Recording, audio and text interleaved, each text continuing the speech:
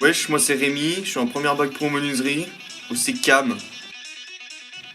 Bonjour, je m'appelle Selçuk, je suis en première bac pro. Salam, moi c'est Trévis et je suis en première bac pro. Aujourd'hui, on va vous faire un tuto sur la scie à format, sur les risques et dangers et les bons gestes à faire. Et si vous voulez pas finir comme lui, écoutez bien nos conseils. Et pour comprendre ce qui lui est arrivé, on va faire un petit retour en arrière.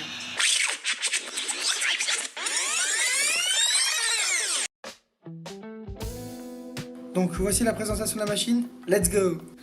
Donc là on a les différents boutons de réglage, donc on a le bouton marche et arrêt, bouton d'arrêt d'urgence et les boutons de réglage. Donc là on a le guide parallèle pour couper en largeur et le guide perpendiculaire pour couper en longueur. Alors pour vous expliquer, en bleu on a l'aspiration et en rouge on a la lame de scie. Les Mauvais geste! Tout d'abord, il ne faut pas travailler avec les deux guides en même temps. Ne mettez pas vos doigts trop près de la lame de scie. Ok. Il ne faut pas mettre la lame de scie trop haute. Il ne faut pas mettre d'objets qui pendent, comme des écouteurs ou des lanières de pull. Les risques.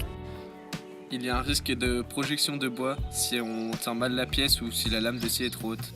Avec le temps, il y a un risque de problème d'audition si on met mal les casques anti-bruit. Il y a un risque de cancer si on ne met pas l'aspiration ou si on ne met pas de masque.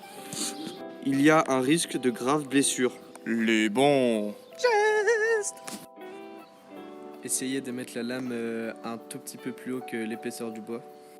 Ne pas avoir d'objets qui pendent, de bracelets, et utiliser une cale pour pouvoir pousser en sécurité.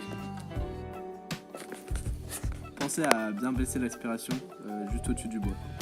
Gardez ses doigts à distance de la lame de scie et ne pas dépasser le trait vert indiqué. Merci de nous avoir écoutés. À la prochaine.